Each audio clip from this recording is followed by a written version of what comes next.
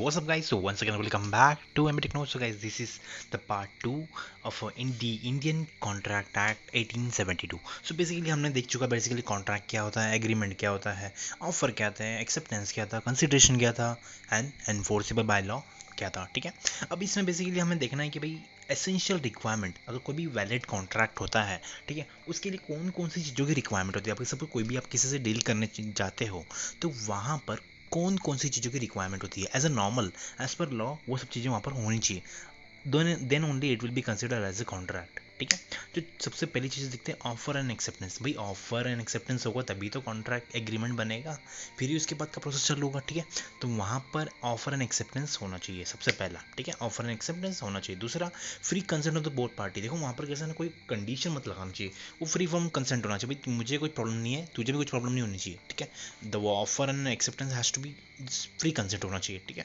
तो जो कुछ भी दोनों पार्टी फ्री कंसेंट होनी चाहिए। फिर आता है mutual and lawful consideration for the agreement. देखो कैसा रहता है ना, अनलॉफुल कंसिडरेशन नहीं चलता। अनलॉफुल मतलब समथिंग इज इलीगल। ठीक है, तो मैं आपको पहले ही बता चुका हूँ इलीगल एग्रीमेंट कंसिडर नहीं होता है। ठीक है, वो कॉन्ट्रैक्ट कभी वर्ड वैलिड बन ही नहीं पाएगा। क्यों नहीं बन पाएगा? क्योंकि जब भी आपने एग्रीमेंट किया, बट एग्रीमेंट में जो जिस टाइप का कॉन्ट्रैक्ट था, सपोज मान लीजिए मैंने आपको खून करने के लिए कॉन्ट्रैक्ट दिया। ठीक है, सो खून करने का कॉन्ट्रैक्ट क्या लीगल कॉन्ट्रैक्ट है? नहीं है, क्योंकि वो इलीगल कॉन्ट्रैक्ट है। As per that is object is unlawful. ठीक है, म्यूचुअल भले से म्यूचुअल कंसेंट भले से वहाँ पर रहेगा, म्यूचुअल कंसिडरेशन भी रहेगा, बट वहाँ पर सीन क्या है, अनलॉफुल अनलॉफुल कंसिडरेशन। ठीक है, सो अनलॉफुल कंसिडरेशन के होने की वजह से वो वैलिड कॉन्ट्रैक्ट नहीं बन पाएगा। तो कंसिडरेशन ऑलवेज लॉफुल होना चाहिए और एग्रीमेंट ऑब्जेक्ट जो भी है वो भी लॉफुल होना चाहिए। ठीक है, ठीक है, ये चीज़ समझ में आ गई। It should be enforceable by law. भाई लॉ एनफोर्स होगा तभी तो कॉन्ट्रैक्ट बनेगा। ठीक है, फिर आते party should be competent to contract. अब देखो पार्टी जो भी रहेगी, सब दोनों पार्टी बायर सेलर जो भी है, कोई ऐसा नहीं हो कि कुछ कोई किसी को दिखाई नहीं देता और किसी को सुनाई नहीं देता, मतलब हैंडीकैप टाइप नहीं होना चाहिए। बहुत हैज़ टू बी कॉम्पिटेंट, या किसी की तबीयत बहुत ख़राब है। ठीक है, सो यहाँ पर सीन ये होगा कि अगर दोनों पार्टी कॉम्पिटेंट नहीं है किसी भी आने कॉन्ट्रैक्ट में आने के लिए, ठीक है, so the contract will become void. Void इसलिए बन जाएगा क्योंकि आपने जिस पार्टी, सपोज माइनर के साथ, माइनर पकड़ लीजिए। ठीक है, अब माइनर के साथ में कोई भी कॉन्ट्रैक्ट आपने फाइल किया। ठीक है, सो यहाँ पर होगा क्या कि बंदा ऑलरेडी वो एडल्ट नहीं है और उसके साथ आपने कॉन्ट्रैक्ट किया कि भाई चलो ये डील फाइनल करते हैं, but the person to whom we are dealing with, that person is not my adult. ठीक है, वो 18+ नहीं है, तो वो माइनर है। तो यहाँ पर हो गया, वो कॉन्ट्रैक्ट ही वैलिड नहीं बनेगा, वो एग्रीमेंट बन के इनवैलिड हो जाएगा। ठीक है, ये चीज़ समझ में आ गई। फिर ऑब्जेक्ट शुड बी लॉफुल। मैंने आपको पहले ही बताया, ऑब्जेक्ट सपोज जो भी पर्पस है खून करने का, सपोज खून करने का, क्या ऑब्जेक्ट पर लॉफुल है? नहीं, अनलॉफुल है। हाँ भाई, मैं तेरे को सपोज ये माल पहुँचाना है, ये तेरे को माल पहुँचा के दूंगा, तो यहाँ पे ऑब्जेक्ट लॉफुल है। ठीक है, फिर देखते हो certainty and possibility of performance.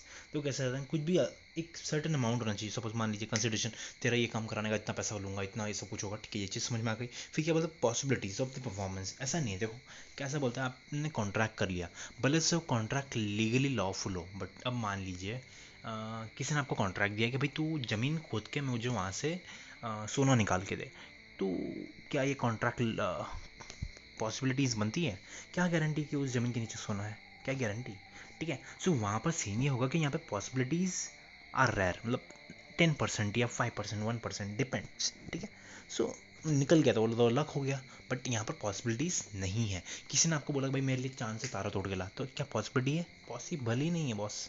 ठीक है, तो इस तरह से काम होता है पूरा। ठीक है, तो वहाँ पर कॉन्ट्रैक्ट भी पॉसिबल होना चाहिए, otherwise it will be invalid. ठीक है, फिर आता देखो contract should not have been declare as a word under the contract act. अब वर्ड मतलब होता है इलीगल या इनवैलिड अल्टीमेटली। ठीक है, तो कॉन्ट्रैक्ट कोई भी हो, एग्रीमेंट इनवैलिड नहीं होना चाहिए। ठीक है, और कोई भी लॉ में वो इनवैलिड नहीं होना चाहिए। भले से कॉन्ट्रैक्ट एक्ट में बोलता है भाई कि वो वैलिड होगा, बट दूसरे कोई एक्ट में इनवैलिड नहीं होना चाहिए। अगर दूसरे एक्ट में कोई इनवैलिड है तो कॉन्ट्रैक्ट में भी इनवैलिड कंसिडर हो जाएगा। ठीक है, आगे बढ़ते हैं।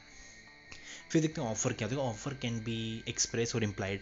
एक्सप्रेस मतलब आप कुछ ही बोल रहे हैं भाई क्या आप माल खरीदेंगे। इम्प्लाइड मतलब सपोज हम मान लीजिए किसी रेस्टोरेंट में गए, ठीक है, तो यहाँ पर ये हुआ कि सामने वाले का पता है कि भाई आपने यहाँ पे बैठे हो, आपको खाना तो ऑफर करना ही है। ठीक है, तो आपके सामने मेन्यू लाएगा, मेन्यू कर दिया। ठीक है, तो यहाँ पर सीन ये हुआ कि अब मेन्यू लाया, आपने ऑर्डर कर लिया, और आपने ऑर्डर करके क्या, आप बिगर खाए, बिगर पैसे दिए निकल सकते हैं? नहीं निकल सकते। सेम केस में अगर आप कोई भी बस में अगर चढ़े हैं तो आपने कॉन्ट्रैक्ट ऑलरेडी ले लिया है, आप ऑलरेडी एंटर हो गए कॉन्ट्रैक्ट में। कैसे? क्योंकि आपने बस में चढ़ गए हो। ठीक है, बस में चढ़ गए तो आपको अल्टीमेटली आपको एक इम्प्लाइड चीज़ होती है कि हाँ भाई आपको बस का राइड करना है और आपको आपके डेस्टिनेशन पहुंचना है, ठीक है। सो बस वाला डायरेक्ट आपके पास आएगा और वो आपको टिकट दे देगा और आप उसे पैसे दे दोगे, ठीक है। So this kind of contract are implied contract, ठीक है। ये चीज़ समझ में आ गई। मे बी पॉजिटिव और नेगेटिव बराबर है, कौन भी कॉन्ट्रैक्ट पॉजिटिव ऑफर की बात कर रहे हैं अपन, ठीक है। ऑफर पॉजिटिव भी हो सकता है, नेगेटिव भी हो सकता है, ठीक है। फिर must intend to the create legal relationship, ठीक है। कोई भी ऑफर लीगल रिलेशन करना चाहिए, मतलब सपोज जो भी कॉन्ट्रैक्ट हो, सब there has to be agreement और प्रॉपर लॉ और in compliance of code of conduct के साथ में होना चाहिए, ऐसा नहीं कि लीगल इलीगल हो, ठीक है। फिर the terms of offer must be certain. अब जब भी सपोज कोई भी कॉन्ट्रैक्ट कर रहे हो, ठीक है, तो टर्म्स में आप लिखो भाई 30 डेज में इतना पेमेंट कर दूंगा, 90 डेज में उतना पेमेंट करूंगा। So you must mention that कि लाइक 90 डेज का टर्म्स है, हाँ ठीक है भाई, इस हिसाब से मैं पेमेंट करना है, ठीक है। सब इस तरह से होता है, ठीक है। फिर may be made to the specified person और class of the person, exactly. अब जिसके नाम पे बिल बना रहे हो तो पर्टिकुलर उसके नाम पे ही जाएगा ना, ठीक है। तो मे बी स्पेसिफाइड पर्सन होना चाहिए और जो भी क्लास का पर्सन है उसका होना चाहिए, ठीक है। Must be communicated to the offering, बराबर है। आप जिसको ऑफर कर रहे हो तो उसको बताना पड़ेगा ना भाई कि भाई मेरे को इतना सारा सा टर्म्स है, ये इतने सारे मैंने, ये तो तेरे नाम से बिल बना रहा हूँ, तो ये सब चीज़ें आपको कंफर्म करनी पड़ती है। Must be made with a view to obtain the assent, ठीक है। उसके उसके कंसर्न के बाद ही आप आगे सब कुछ बढ़ोगे, अदरवाइज अगर वो एक्सेप्ट ही नहीं कर रहा तो फिर ऑफर का मतलब ही नहीं होता है, ठीक है। ऑफर रिवोक हो जाएगा, ठीक है। आगे बढ़ते हैं। फिर देखो termination of offer, termination of offer मतलब कैंसिलेशन ऑफ ऑफर। अभी कौन से केसेस में आप ऑफर को टर्मिनेट कर सकते हैं?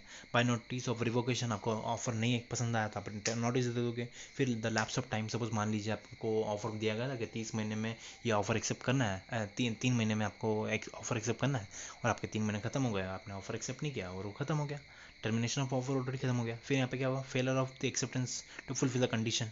अभी आपने ऑफर वाले ऑफर ही नहीं, आप जो भी ऑफर था उसने आपको कंडीशन रखी भाई तेरे को 10 लाख रुपए एडवांस देने पड़ेंगे तभी आके अपने कॉन्ट्रैक्ट फुलफिल होगा।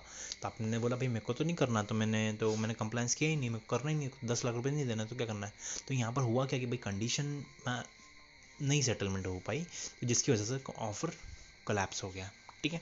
फिर the failure to accept according to the mode of prescribe. Suppose मान लीजिए आपको बोला गया था कि भाई लेटर ऑफ अपॉइंटमेंट आपको मेल के थ्रू भेजना है, ठीक है, बट आपने भेज दिया कुरियर के थ्रू। तो यहाँ पर हुआ क्या कि आपने भेजा सपोज 1 तारीख को, ठीक है, और डेडलाइन थी 2 तारीख को, तो कुरियर के थ्रू गया तो 3 तारीख को पहुंचा।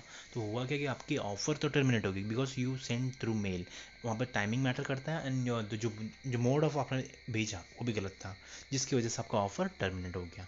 फिर आता है बाय रिजेक्शन, भाई आपको रिजेक्ट कर दिया, सिंपल सा, आपको नहीं करना है, ख़त्म। तो इस तरह से टर्मिनेशन ऑफ ऑफर होता है।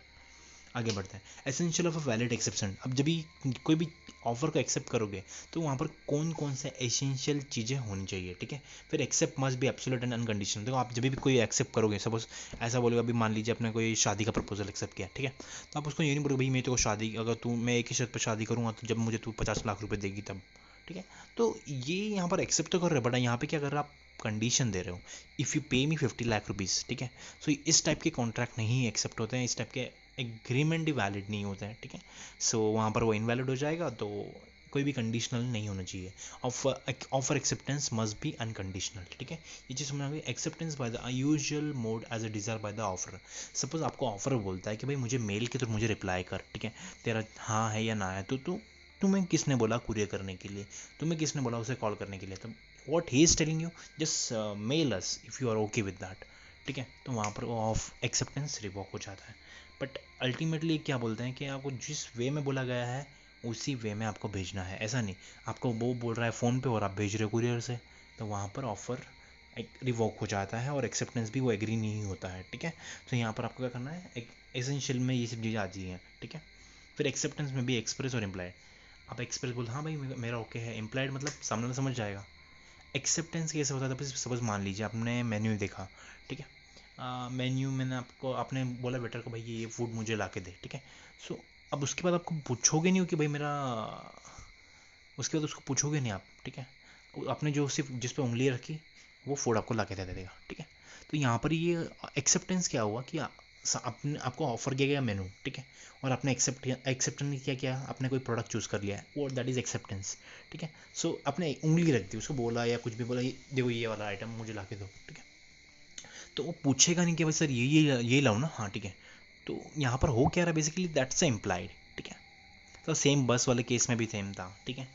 फिर exception must be given with in a reasonable time. Exactly, कोई भी ऑफर देता है उसका टाइम पीरियड होता है, ऐसा नहीं कि आपको बोल दिया और अभी कभी हाँ मैं हाँ या ना में ना बोलना है, ठीक है। So there should be a time period. फिर acceptance must be by a certain person. जब भी सपोज जो भी कोई भी एक बंदा होता है, उसको बंदा होना चाहिए तो कंपनी होनी चाहिए, ठीक है, कोई भी। तो at least the person has to be identical, ये चीज़ें होनी चाहिए, ठीक है।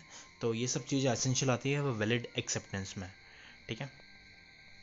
I hope you guys are getting my way of teaching to you, ठीक है। So this is the part 2. We'll meet in the next session. Till then, have a great day.